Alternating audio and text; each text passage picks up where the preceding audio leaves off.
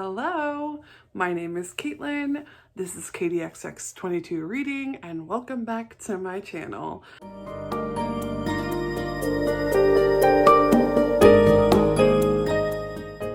As you can tell, I got some new equipment that I'm trying to work around so you don't see the glare on my glasses, but who knows? Anyway, today I'm coming at you with a tag video. This is my first tag video that's not a booktuber newbie tag video, so I'm super excited about it. It's called the I Never book tag. I saw it on Allie's channel, and Allie is the hardback hoarder. I will tag her most recent video to it down below, as well as the creator of the tags video. And I will put the questions down below as well, so that if you are so inclined to do this tag, you can do it. Without further ado, let's do it. The I Never book tag. Question 1. I never read that. Name a book that you never read but everyone else has. And so I thought about this for a minute and I had a hard time coming up with something, so that I ended up going onto my Goodreads to find a book that was one of the higher rated books that was on my TBR shelf. And I can't believe I didn't think about it, but The Hunger Games by Suzanne Collins. I have never read these books, and because I've never read these books, I've never seen these movies. I hope to get to them soonish. Obviously, if you are a big fan of the series and you think that it's sacrilege that I haven't read them yet, please comment down below and tell me why I need to move them up in my TBR. I would appreciate it, because I've had this series pack for probably 4 going on 5 years now, and pristine condition because it's never been out of the package. That makes me a terrible person. The next question is, I never read anything so awesome. Name your favorite book. So for this, I'm going with my favorite book series, and that is the Red Rising series by Pierce Brown. I have the whole series in the other room, but I love this edition because it's shiny. And I don't get to show it off very much. If you're not familiar with the Red Rising series, it is a sci-fi series. I would say that the first book is probably leans more young adult, but books 2 and books 3 and the subsequent books after that in the series are definitely adult science fiction books that have a little bit of fantasy in them, but sci-fi. Think all the badass things you ever wanted in a book rolled into one thing. I love this series. It is one of my favorite series I've read since joining Bookstagram, BookTube, you name it. It's my favorite. And Pierce Brown is a looker. So you'll thank me. Go look up his Instagram. And yeah, I always tell my friends it's not fair that he's that attractive and he writes books that are this good. But, you know, personal problems. The next question is, I never thought I'd get through it. Name a book that you didn't like, but you powered through anyway. And that book is The Wonder by Emma Donoghue. This was a book that I read for a book club that I'm in, and it was one of the worst experiences I've ever had. If you're unfamiliar with the story, it is, and I'm gonna show it. It's been over a year since I read this book. It's set in Ireland it's set in Ireland during the potato famine, I believe. And a little girl is seemingly sustaining herself on nothing. It's a miracle. It's just, that's pretty much it. So this book that's like 300 plus pages long about that. It's boring, and it was for one of my book clubs, and I totally went and was like, who recommended this book? Because it's awful. But it is based on true-ish things that happened in that time period, so I guess it's got some relevance, but don't waste your time. You heard it here. Number 4, I will never finish that. Name a book or series that you don't plan on finishing. That's easily The Goldfinch by Donna Tartt. I was thinking about a couple other series that I've started that I'm like, well, I finish it. And I almost put The Stand here by Stephen King, but if I'm 100% honest, I might try and reread The Stand in like 10 years because I read it last year and it was awful. I DNF'd it at like 76%. I was so over it. I couldn't use that one because, like I said, I think I might return to it at some point and see if my opinion has changed. But as far as the Goldfinch is concerned, just no. And I've since my most recent wrap-up video unhauled that book, so I no longer have it on in my collection. Oh, and throw my pen. Number 5. I will never regret reading that. Name a book you read solely on a recommendation that you ended up really liking. And that book is The Rape of Nanjing and The Politics of Public Memory by Iris Chang. This was a recommendation from my friend Pablo. If you're on Instagram, his Instagram handle is Pain Before Loss. He is a high school history teacher. In my powerlifting days, he was a guy who was in the powerlifting scene. He posted this book one day and how he was teaching it to his class, and I read the description off of his picture. I was like, well, that sounds pretty interesting. It's something I've never heard of before. Then I reached out to him and I asked him about it, and he pretty much told me it's like full of terrible, awful things that happen to people done by other people. So that was the trigger warning he gave me, and that book is so good and so sad.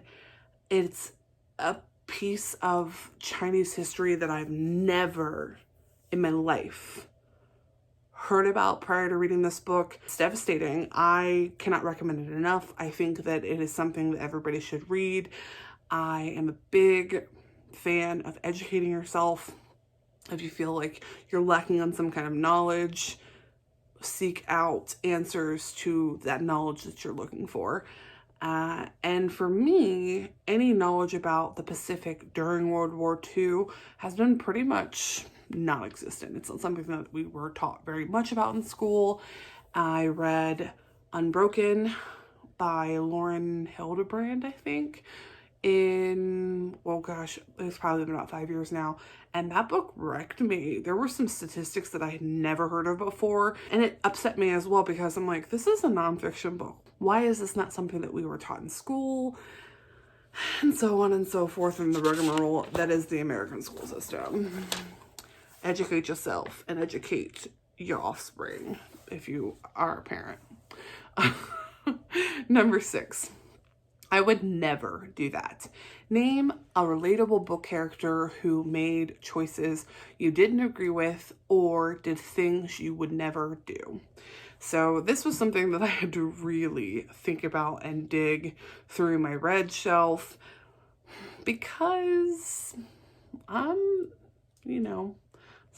don't read like romance novels. Like if I read romance novels and there was cheating, no, I would never do that. But I don't read romance novels, so that's not something that I would ever come across. And all of my other books are like things I'm like, yeah, it's fucking badass. So for me, for this one, I'm gonna go with Kill Creek by Scott Thomas, and specifically the author. So Kill Creek is a haunted house / ghost story. It scared the bejesus out of me. Highly, highly recommend if you like ghost stories or haunted houses. Grab onto your panties because it's gonna try and blow them off you because it's terrifying. And I chose the authors in this because they are asked by a very wealthy person to spend an evening in a haunted house or one of the most haunted houses. And they all agree to do it because, money. No, I would never do that. Never. And I'll do ghosts and I do not do scary places. I like to read horror books, but I am a chicken. I don't like scary movies. So why would I put myself in the position to be scared? I just wouldn't. Number 7. I never wanted to admit it. Name a book that you were embarrassed to say you read or embarrassed to carry around with you. So when I was in high school and when I was in my early years of college, my friends and I would go to bookstores, secondhand or regular bookstores, and you know, go to the romance aisle and pick books off the shelf to find the sex scenes, and whoever found one, the fastest one, and we would, yeah, you know, teenage things. I mean, it was fun. I enjoyed doing it, but I have a crate, it's all dusty, sorry, of romance novels. And in high school, I had a favorite, and this is my girl, is Connie Mason. This is my favorite romance author because she didn't mess around. She got right to the point when it came to the good stuff. But this is my tote of shame, also known as the books that I don't take out of the house because I don't know why. I just don't. You know, I think I'm like a highbrow reader. And honestly, I haven't read one of these books in probably 6 years now, but they're on my unread shelf. So eventually they're going to come up and I'm going to have to read them. Yeah, I'm not going to say that I'll regret it. Number 8. I've never read anything so heartwarming. Name a book or series that really touched your heart. So for this, I'm going with an author. I only have one of his books on my shelf currently, but I have read 3 of his books, and that is Fredrik Backman. I cannot stress this enough. A Man Called Ove, or A Man Called Uva, and my grandmother told me to tell you that she's sorry. Both of those books wrecked me for completely different reasons. This is Britt Marie Was Here. She is a character in one of those stories. I cannot remember which one. I think, yeah, maybe A Man Called Uva or the other one. Regardless, Fredrik Backman just has a heartline into what I find heartwarming, real relationships, curmudgeonly characters that have reasons to be curmudgeonly, and just relationships that get built between unlikely people, age demographics, racial demographics, you name it. He does it. He really impresses me, and it never feels that I will sob when I read his books. So Fredrik Backman, if you have not read any of his stuff, check it out. It's spectacular. Number 9, I never laughed so hard. Name a book that makes you laugh out loud.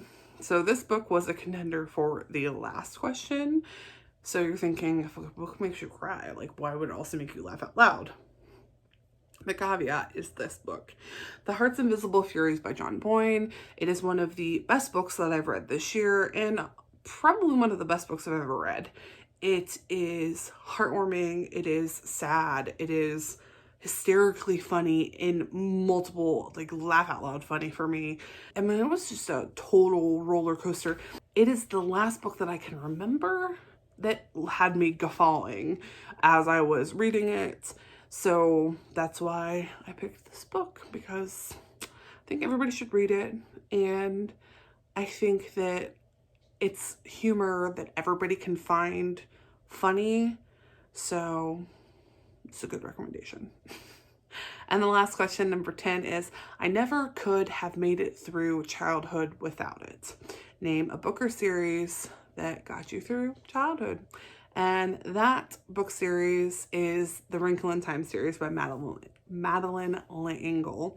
I read a blurb of A Wrinkle in Time in, I believe, the 2nd grade. It was in one of our giant school, like, reading books, and I was just drawn to that story. I found out that it was part of a bigger story, so then that led me to the book, which then led me down the Madeline LEngle Wrinkle in Time series wormhole, and subsequently her other books that she's written. As an adult, I reread them. I was not a fan. Sorry. They were fairly heavy-handed on the religious aspect. However, I can wholeheartedly say that because that series was a huge part of my childhood, and the I would say the themes in that book are very highly scientific. It makes a whole lot of sense that as an adult, I love sci-fi. Science fiction for kids, science fiction for adults. Yeah, so it makes a lot of sense to me. Anyway, I'm gonna cut this off right now.